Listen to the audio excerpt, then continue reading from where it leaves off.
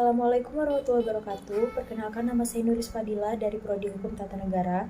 Di sini saya merupakan perwakilan dari kelompok 2 akan mempresentasikan tugas hukum tata negara yang berjudul Sumber Hukum Tata Negara dengan dosen pengampu Rudi Santoso, SHI, MHI, MH.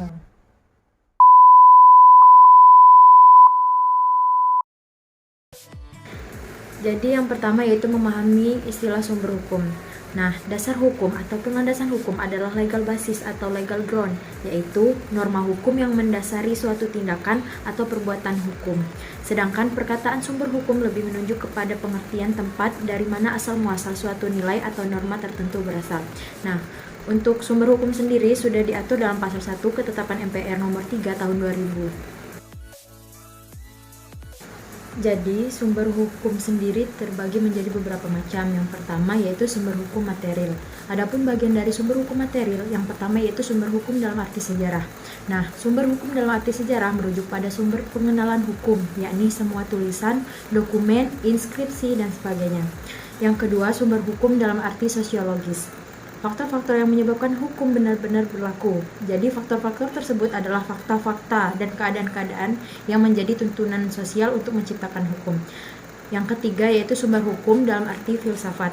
Sumber hukum dalam arti filsafat yaitu dalam filsafat hukum, perkataan sumber hukum terutama dipakai dalam dua arti, yaitu sebagai sumber isi hukum dan sebagai sumber untuk kekuatan mengikat dari hukum.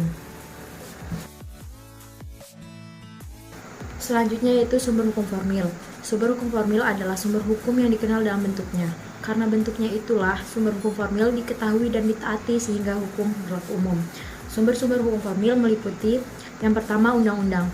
Undang-undang ialah suatu peraturan negara yang mempunyai kekuatan hukum yang mengikat dan memaksa diadakan dan dipelihara oleh penguasa negara.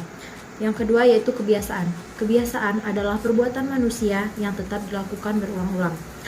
Yang ketiga yaitu jurisprudensial, yaitu keputusan hakim terdahulu yang sering diikuti dan dijadikan dasar keputusan oleh hakim mengenai masalah yang sama. Yang keempat yaitu traktat. Traktat adalah apabila dua orang mengadakan kata sepakat tentang suatu hal, maka mereka mengadakan perjanjian. Yang kelima yaitu doktrin. Doktrin adalah ahli-ahli hukum yang ternama yang mempunyai pengaruh dalam pengambilan putusan pengadilan. Beberapa aturan mengenai hierarki peraturan perundang-undangan Republik Indonesia.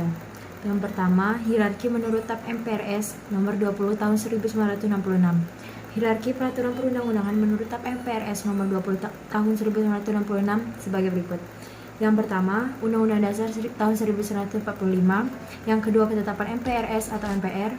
Yang ketiga, Undang-Undang atau Peraturan Perundang-undangan dan Peraturan Pemerintah. Selanjutnya keputusan presiden, yang terakhir peraturan pelaksanaan lainnya seperti peraturan menteri, instruksi menteri, dan lain-lainnya. Selanjutnya yaitu hierarki menurut TAP MPR nomor 3 tahun 2000. Peraturan perundang-undangan yang tersusun secara hierarkis tersebut mengandung konsekuensi bahwa suatu peraturan perundang-undangan yang lebih rendah tingkatannya tidak boleh bertentangan dengan peraturan perundang-undangan yang lebih tinggi tingkatannya.